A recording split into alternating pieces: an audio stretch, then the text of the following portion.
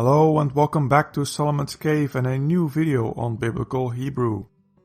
A few videos back I introduced you to the inseparable prepositions of be, ke and le, and later also to the semi-separable preposition min, which can be shortened to mi.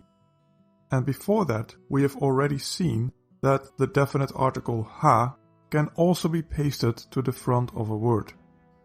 Now it is time to add one more prefix to our repertoire, the. It is actually very, very simple. If you have a noun, or, as we shall see, a number of other types of words, and you want to put the word and in front of it, you write the as a prefix. And this is, unsurprisingly, very common in Hebrew.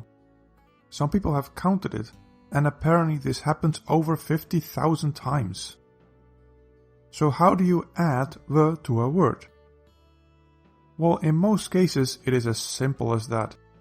Take the word ish, man. Now add the and you get the ish, and man, or and a man. Or yom, day, becomes the yom, and a day. And har, mountain, becomes the har, and a mountain. Now what if you have a noun with a definite article and a conjunction? Again, it is exceedingly simple.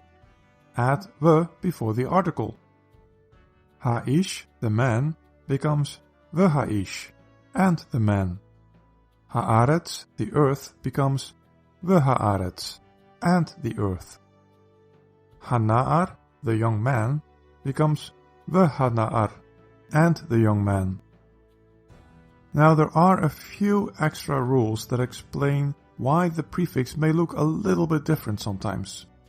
First, if the first letter of a word is a begatgevat letter, which contains a dagesh lene, which makes the letter hard, then the dagesh disappears. Kol, all, becomes v'hol, and all. Gam, also, becomes v'gam, and also.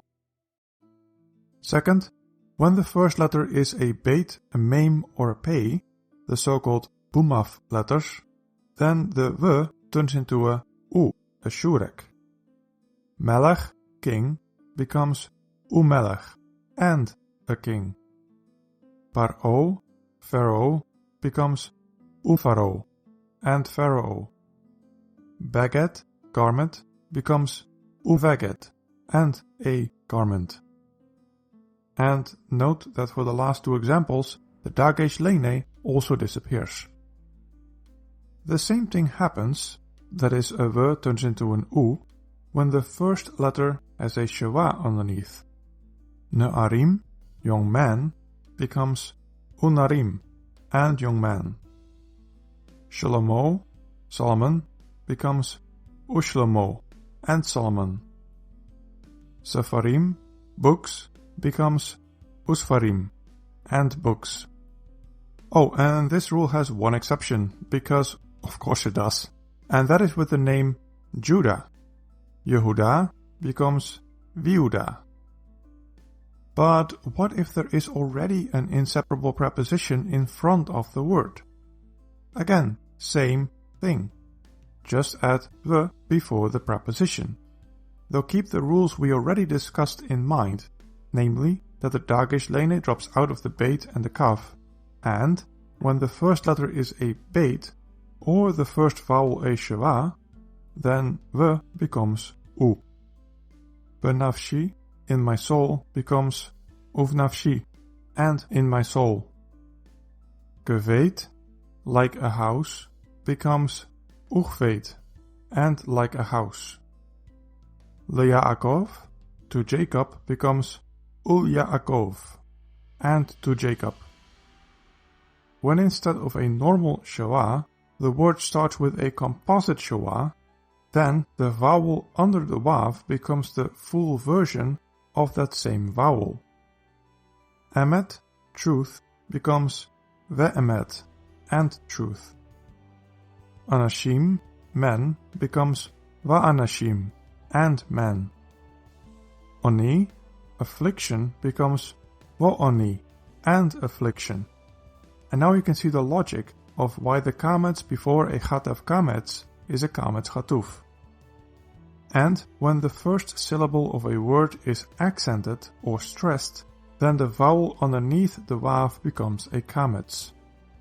Tov, good, becomes watov, and good. Eretz, earth, becomes va'aretz, because with eretz, the accent or stress is on the first syllable.